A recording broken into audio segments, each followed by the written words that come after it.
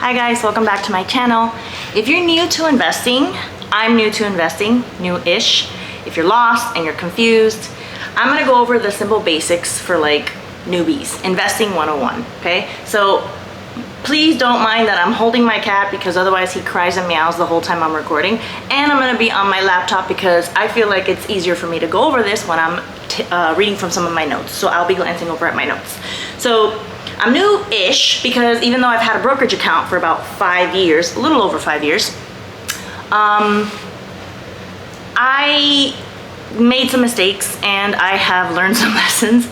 So if you're also new to investing, I'm gonna share with you what I've learned, the mistakes to avoid, things like that. So a lot of what you see online can be confusing and stressful. It's difficult to follow sometimes or to understand because of all the jargon. So, almost lost my voice there for a second. If you're newish too, then this is what has worked for me so far. Excuse me. And what has not worked. In plain English. By the way, this is my Simply Modern rip-off version of a Stanley Cup. Way cheaper, works the same. My other cup doesn't have a handle. Handles are very helpful. And I use my other cup for my iced coffees now, so it's kind of staining and stuff. So I wanted one for my water, which is very helpful right now. Anyway, basically if I can do it, anyone can do it. So my channel's intentionally made for women, but if you're a guy and you're willing to like listen, cool beans, you're welcome here. But a lot of girls don't like to like worry about these things or think about these things because they assume that some dude is just gonna take care of everything for them. And that's why I'm making this video, okay? So in the end, I'm gonna go over the first things first, okay? But let me get into the investing bit while it's still fresh in my mind, and then we'll cover the basics at the end of this video, so stick with me because that's very important. So, number one, contribute to your work 401k, or even better, if your work has a Roth 401k. What percentage are they matching? Find out, talk to your HR person. If they're matching, do it. It's free money. This is money that you're leaving on the table. Basically, when you get your paycheck, before they cut you your check, after you've paid taxes if it's a Roth 401k, or before you've paid taxes if it's a traditional 401k, they're going to take a percentage. I'm currently participating in 3%. But you can participate in more or less. And then if your boss is also participating in 3%, then you're getting a match, meaning like dollar for dollar. I put in $1 and your boss puts in $1.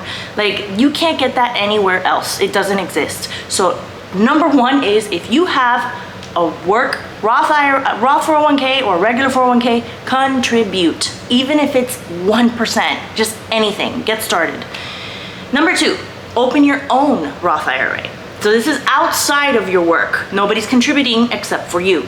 So this is really simple, guys. It is not hard, it's not complicated. Basically, you can do it through there's a lot of brokerage accounts. There's Fidelity, there's Vanguard, there's JP Morgan Chase. There's so many different ones. I personally use Fidelity, and it's as simple as downloading the app and creating an account, like you do with anything, like you did with Netflix, like you did with Amazon. You download the app, you create an account, and then you're going to link a bank account. You're gonna put your routing number, you're gonna put your checking number, and you're gonna link a bank account. Once the bank account is linked, usually your bank is gonna ask that you verify that this was you who did this in case of any fraud.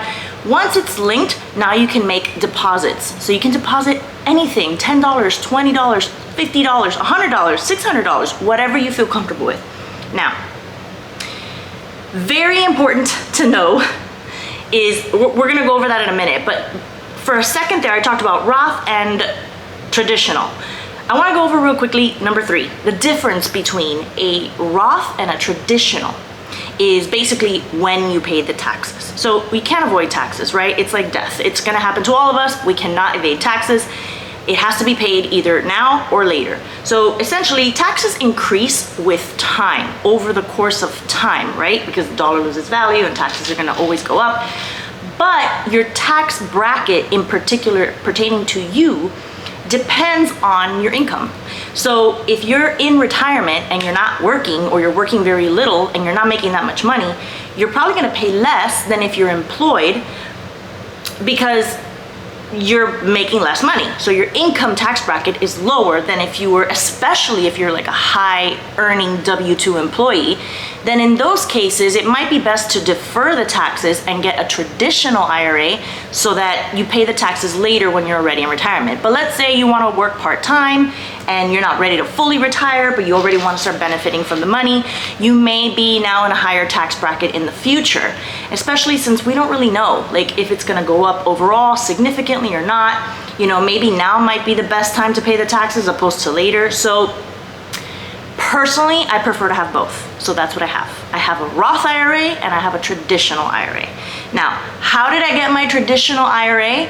Actually, it was because I rolled over old 401ks from previous employers. So if you've worked other jobs before, besides the one that you're working now, and you've been offered a 401k or a Roth 401k or 403b or something of this nature, and you quit that job and you left, or even if you got fired and you didn't do anything with it, find it.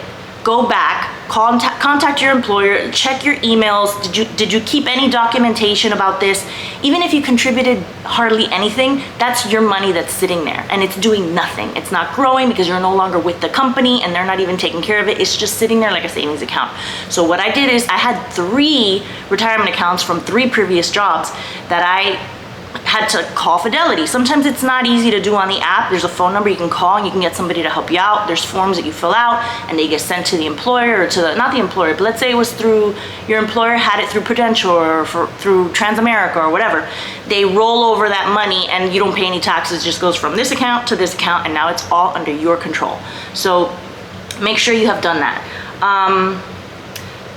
If you have a retirement account already established, like you already have a Roth, or you already have your 401k, or you already have a traditional, or you have all 3, it's not all for retirement. There is the option to open an individual account, which is, in other words, a stock account. It doesn't mean that you have to buy stocks, but basically it's a brokerage account, and it isn't for the purpose of retirement.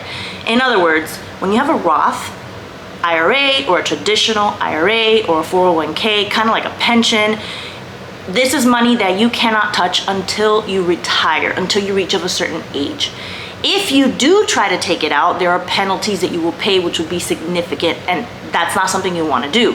But let's say you want to invest some money to have it grow and still have access to it. Like if I buy EFTs or index funds, which I'll explain in a minute, or you buy stocks and you're getting dividends, or you know, you have it sitting there and it's growing, but you want to borrow against it and take some money, you can. You can liquidate, you can sell some of those stocks, some of those EFTs, and just take your money back out because it's not a retirement account. Retirement is for your old age, for your future self, for when you're too tired to keep working. But a regular stock account, I have one of those as well. And it's all under the same Fidelity account. I log into my Fidelity and it shows my individual account, it shows my Roth IRA, and it shows my rollover IRA. So, let's see. You can withdraw at any time, and you can't do this with a 401k or a Roth IRA. I already went over that, okay? Let me see, why isn't this letting me scroll down? Oh, no. Now I'm struggling with this. Okay, I might have to switch over to my phone because it's not letting me. Okay, so now, very important.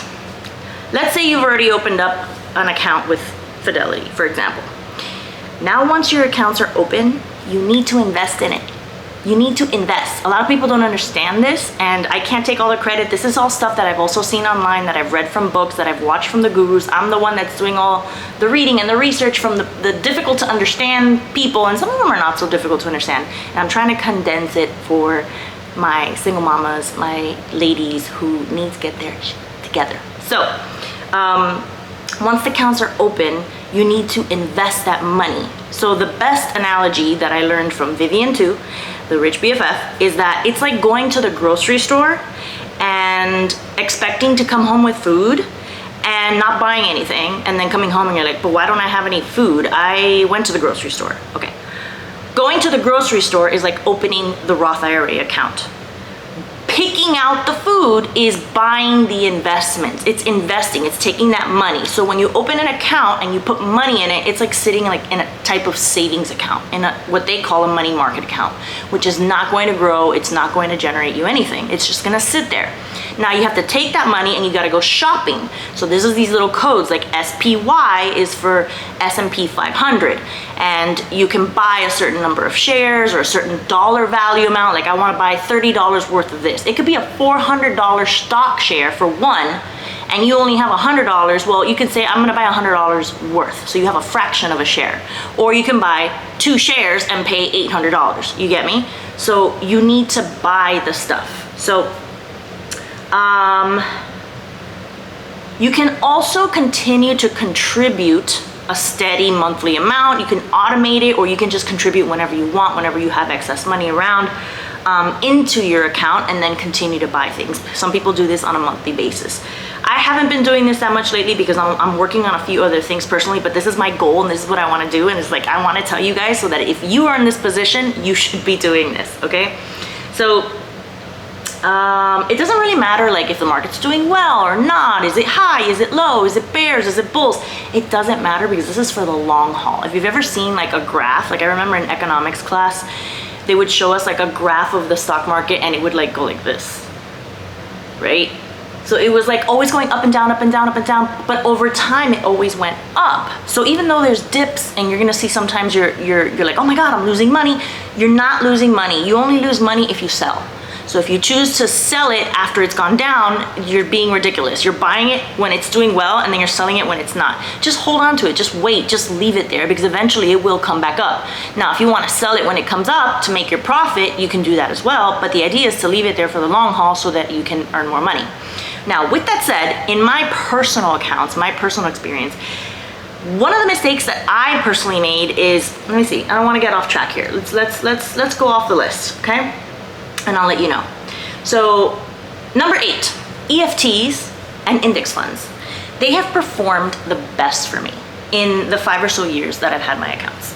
Stocks, not so well, but here's why. So if you're gonna buy stocks, don't buy things that you don't understand. In other words, I did that and it flopped. I just went to like Yahoo stocks and like started looking up, like reading random articles and then this little code and that little code, and I wrote down these little, you know, ticket codes like SPY and CHD and whatever. I didn't know what they were. I didn't know. I read a little bit, like a brief little bit about the research of the company. I'm like, okay, fine, let's just buy some of that. And they've been in the negative for years. They've been red for years. I am not selling them until they come back up, and I don't care if I only make $1 off of them. I am dying to sell the stocks because I am no longer interested in investing in stocks, and I'm gonna go into why.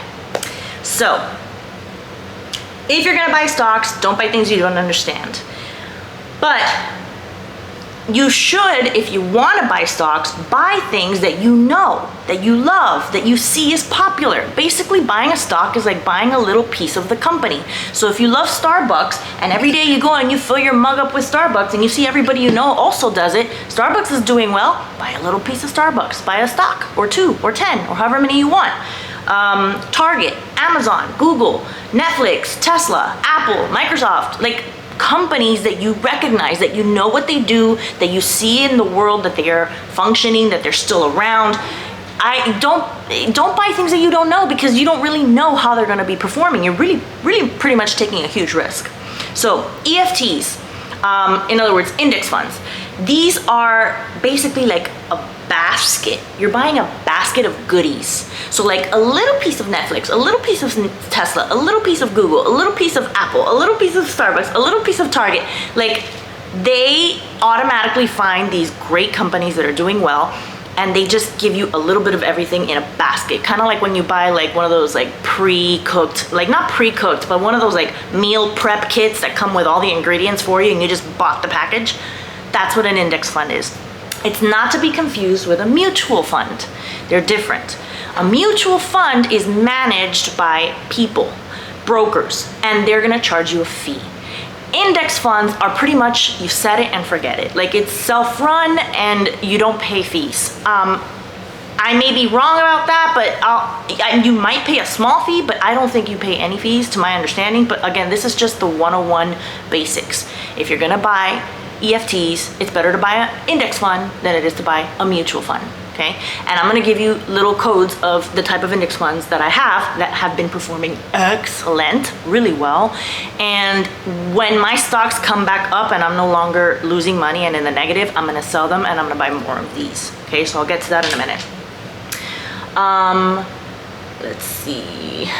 I don't know why. What is going on? There's like no way to scroll here. I just transported my notepad over to my computer and like I don't even see where the scroll bar is. So I'm just gonna have to go off my phone, guys. So bear with me here to find where I'm at. Okay, so here are the EFTs that have been performing well for me. First and foremost, the Mac Daddy is the S&P 500, which is, if you look it up in the Fidelity app and you search SPY in capital letters, you're gonna find that there's a variety of different ones.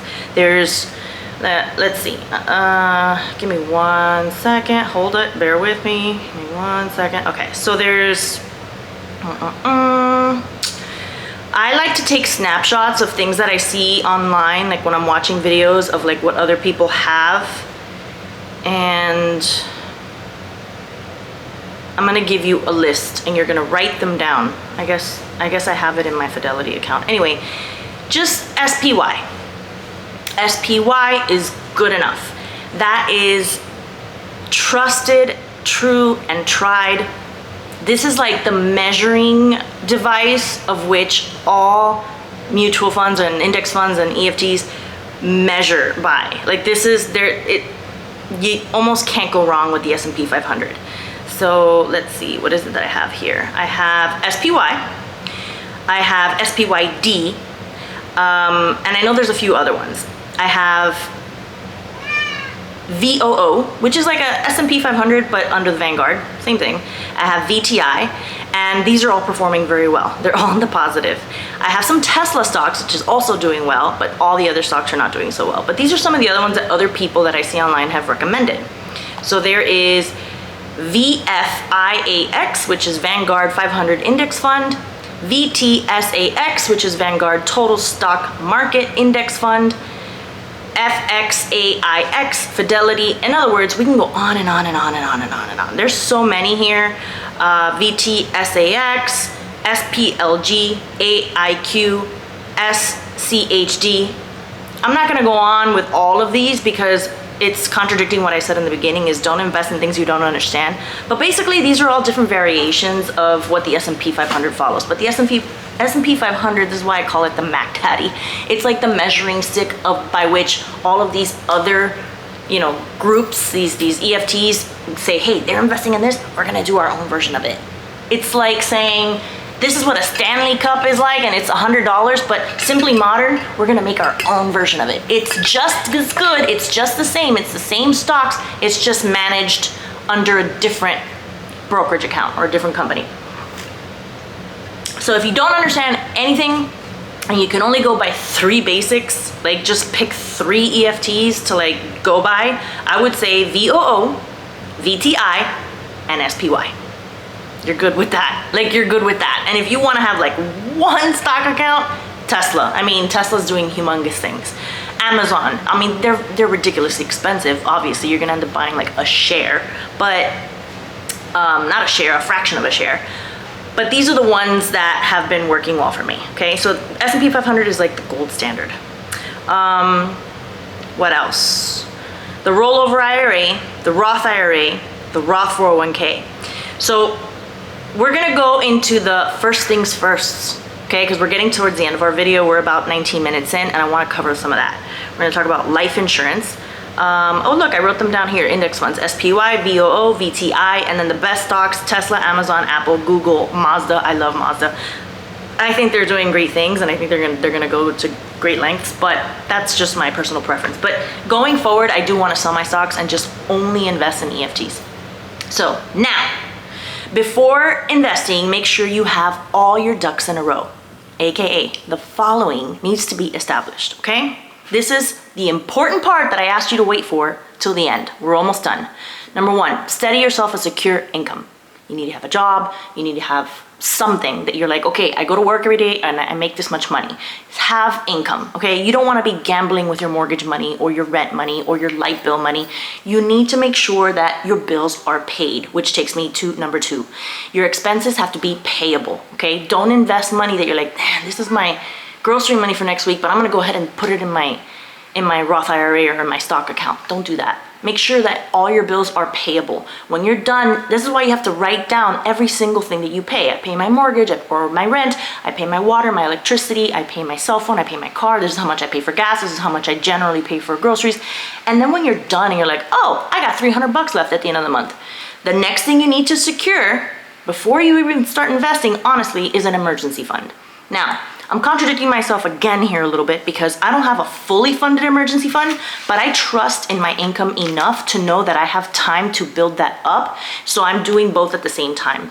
And I'm paying debt off. So I'm doing three things at the same time. So with the amount of income that I have left over at the end of the month, I send some to pay off my debt, and I'm making sure that I am on time and I'm going to be paying it off in a timely fashion so that I don't pay any interest. I'm using some to save, to allocate for emergencies, and I'm putting some in my investments. I'm putting a small amount in my investments. Right now, I'm only contributing the 3% to my Roth 401k at work. I'm not even really putting money into my Fidelity account right now. I mean, I have maybe like $100 that I might throw in there, but I'm mostly focused on paying down debt and saving. Once that debt's paid off, which should be in a few months, I'm gonna start allocating more towards investing, but I also wanna start paying off something else. Let's see, number 4, debt. Okay, pay off interest, anything that has interest. So one of the highest interests that I'm personally paying for right now is my HELOC, my home equity line of credit, which I had no choice but to get because I had to change the roof on my house. Otherwise, my homeowner's insurance was going to drop me. And that is 9%. That hurts. I have 10 years to pay it off, but my payments are interest only. So I'm not even paying anything towards the principal. So once I'm done paying off my credit cards, which have 0 interest, but I want to pay them first because they are 0 interest because they are on a promo period. And when that promotion runs out, if you don't pay off the full balance, you end up paying interest on the whole balance, even if you've already almost paid it down. So I have to pay those down by a certain time. Once those are paid down, then the money that I'm allocating towards that, I'm gonna be allocating towards my home equity line of credit. But I'm gonna still try to, sorry, my nose is itchy. I'm not picking my boogers on, I promise. It's just, I don't know why my nose gets a little itchy. Anyway, once the debts are paid down, I'm gonna focus on continuing to work on saving some money, and I'm gonna focus on trying to invest a little bit more money, but it's gotta be like a dance. It's gotta be like a balance because you gotta have an emergency fund, you gotta have your bills paid, you gotta get those debts paid down, and you can't afford to not be investing. If you're not investing, you need to be watching this video and you need to be listening to me, okay? Number 5. This is super important, guys. Super important before anything else. You need to have health insurance and life insurance, but if you have dependents. If you don't have any dependents, if your kids are grown and they're independent and they're doing fine, you don't have to have it. But life insurance is another form of investing. Cash value life insurance, in other words, universal indexed life insurance, because you're putting money away, you're paying money into a system that is going to cover you in case you pass away, and that provides finances to your dependents. But if you don't pass away and you reach a certain age, that money has been growing tax-free. Not tax-deferred, tax-free. So then you can live off of that money. You can start getting payments from that money, and that's part of your retirement income, which is why life insurance is so freaking cool. This does not apply to term insurance. Term is like renting. You're renting insurance. So I do have a term policy for the value of the house, my house, not the value of my house, but what I owe on my mortgage.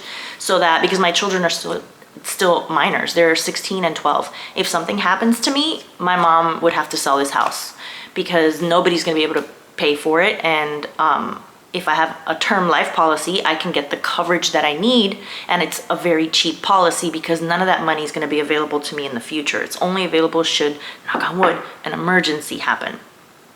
But once my daughters are grown women and I no longer need it, or I've paid off most of my mortgage and it's not that big of a deal, I can cancel it at any time. It's like renting insurance. But a universal index life policy is putting money away for retirement and being insured at the same time. But it's more expensive. So it doesn't cover my whole mortgage that I owe on. But it's a little more expensive, the premium, and a little less the amount that you'd be getting, but it is also useful for retirement, which is why I have both. And I pay $111 a month, okay? The term is like 35 and my whole is like 75. Depends on your health, depends on your age, things like that will depend what the premium will be, but it is worth it. Health insurance, very important, because we all know you get sick, you go to the ER, and the bills will be astronomical. And your health is very important. Without health, you can't work. If you can't work, you can't earn income. If you can't earn income, you can't invest. So you need to try to be as healthy as possible so that you can last as long as possible and enjoy the fruits of your labor, enjoy your retirement. Bear in mind that this whole video is not about like, do not enjoy your life right now. Do not live your life right now. Like save everything for the future. No, it's a balance. I just went on a trip to Tennessee. I just had a weekend in St. Augustine. I have my house how I like it. Like I have enjoyed things within my means to my limitations because I am not rich. I'm a hardworking girl. But at the same time, I realize that one day I'm gonna get old. I'm already tired and I have to work full time. So by the time I'm 55, 60, I don't think I'm gonna wanna work full time. So I need to prepare for that. And that's why the balance is so important. It's not to say that you can't enjoy your life. Like Friday, I'm gonna go have lunch, knock on wood, God willing, if, everything goes according to plan, with a good old friend of mine that I haven't seen in a long time. And, we're both on a budget. She just started renting an apartment. She got on her 2 feet. She was living, with her family members. She finished school, got her degree, and she understands what it's like now to pay for, your rent and your water and electricity and all these things. So we're just gonna have a little lunch together and, Anyway, number 6, this is the last one, retirement funds, get them started. So that's the order that you want to, this is the first things first, right? We're gonna briefly condense it. Steady a secure income. Make sure that all your living expenses are payable. In other words, don't be using that income that you're supposed to use to live off of to invest. Wait, hold off on investing. Make sure you can pay your bills. Make sure you have an emergency fund. Ideally, 3 to 6 months worth of your monthly income.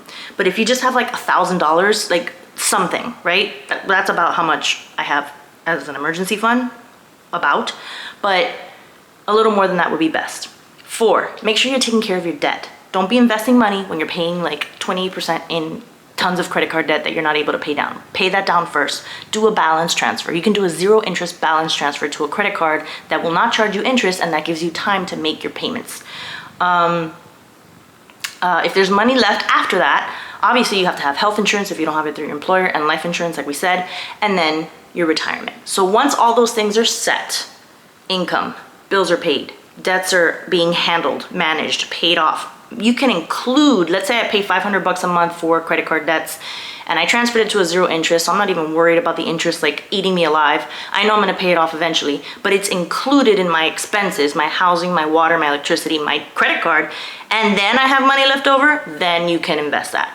But I also have to account for my 401k. Money's already being allocated to the 401k. So I have all these things done. I got the income, and my expenses are payable. I'm working on my emergency fund, I'm working on my debts, and I have health insurance, life insurance, and retirement funds that are through work. And now is when I'm gonna get into the whole, let's put some money into the stock account, let's buy some EFTs, let's put a little bit of money in the Roth IRA. You wanna keep a nice balance. You need money for the retirement, and you need to also be now dabbling a little bit in the investment aspect that has nothing to do with retirement, so that at some point you start earning dividends, which is a whole other thing. It's basically like you bought some investments and now they're making money, so they're like, here you go, we're gonna give you a little bit because we're doing well, we're making money. This is the whole point, because we can't work forever for our money, but if we have investments and they're working for us, now that's gonna help us out so that we don't have to work so hard. So the sooner you start, obviously the better. I am 40 years old, 40 and a half, because I'm turning 41 this year. It's never too late, because it's too late when you decide it's too late and I'm not gonna do it. If you're like, forget it, it's too late for me, I'm not gonna do it, then you're screwed. It's too late. Like you could be 50, you could be 60, and you need to be doing this, okay?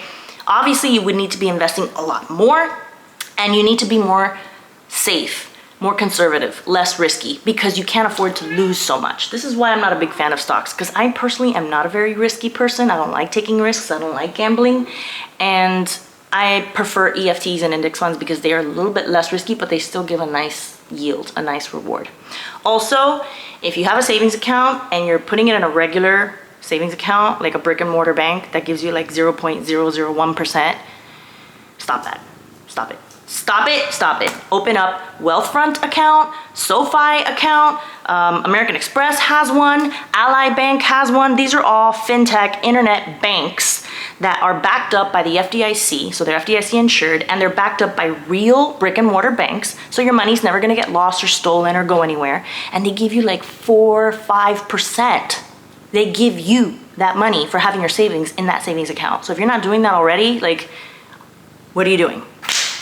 Anyway, so that's it for today. I'm at 30 minutes. I'm gonna wrap up this video. If you like this video, please give it a thumbs up. If you like my content, please go ahead and subscribe and hit your notification bell so that you are notified whenever I've made a video. I'm gonna start trying to post 1 video a week, once weekly, and I'm thinking it's going to be Mondays because I don't wanna get burnt out posting so many videos back to back to back. I may record ahead of time. Like if you're watching this video, I probably recorded this video a couple weeks back.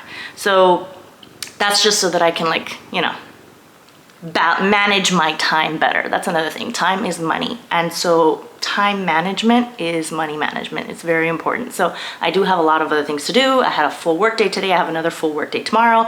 I have to go enjoy my dinner now. And so I will see you guys in the next one. Bye guys.